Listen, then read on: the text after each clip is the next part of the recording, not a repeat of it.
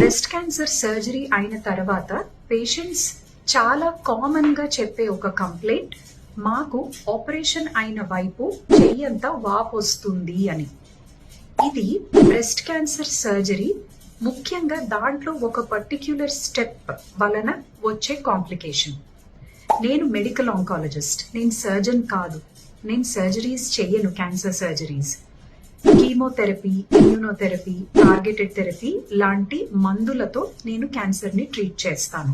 మరి surgical complication అయిన lymphoedema గురించి నేను ఎందుకు మాట్లాడుతున్నానంటే, ఆపరేషన్ అయిన తర్వాత మేము కీమోథెరపీ, ఇమ్యూనోథెరపీ ఇట్లాంటివి పేషెంట్ కి ప్లాన్ చేసినప్పుడు క్యాన్సర్ రికరెన్స్ తగ్గించడం కోసం, క్యాన్సర్ తిరగబెట్టకుండా ఉండడం కోసం మా దగ్గరికి 2 వారాలకు ఒకసారో 3 వారాలకు ఒకసారో పేషెంట్స్ కీమోథెరపీ పెట్టించుకోవడానికి వస్తూ ఉంటారు.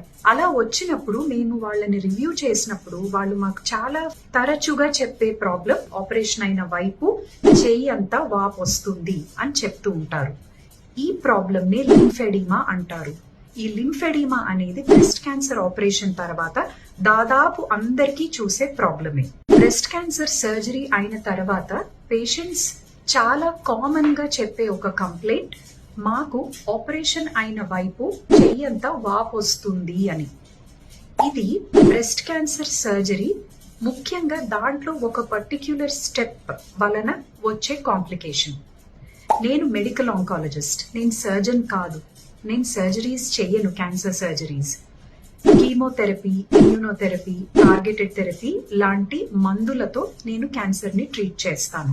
మరి సర్జికల్ కాంప్లికేషన్ అయిన లింఫెడిమా గురించి నేను ఎందుకు మాట్లాడుతున్నానంటే, ఆపరేషన్ అయిన తర్వాత మేము కీమోథెరపీ, ఇమ్యూనోథెరపీ ఇట్లాంటివి పేషెంట్ కి ప్లాన్ చేసినప్పుడు క్యాన్సర్ రికరెన్స్ తగ్గించడం కోసం, క్యాన్సర్ తిరగబెట్టకుండా ఉండడం కోసం మా దగ్గరికి 2 వారాలకు ఒకసారో 3 వారాలకు ఒకసారో పేషెంట్స్ కీమోథెరపీ పెట్టించుకోవడానికి వస్తూ ఉంటారు. అలా వచ్చినప్పుడు మేము వాళ్ళని రివ్యూ చేసినప్పుడు వాళ్ళు మాకు చాలా తరచుగా చెప్పే ప్రాబ్లం, ఆపరేషన్ అయిన వైపు చెయ్యి అంతా వాపు వస్తుంది అని చెప్తూ ఉంటారు.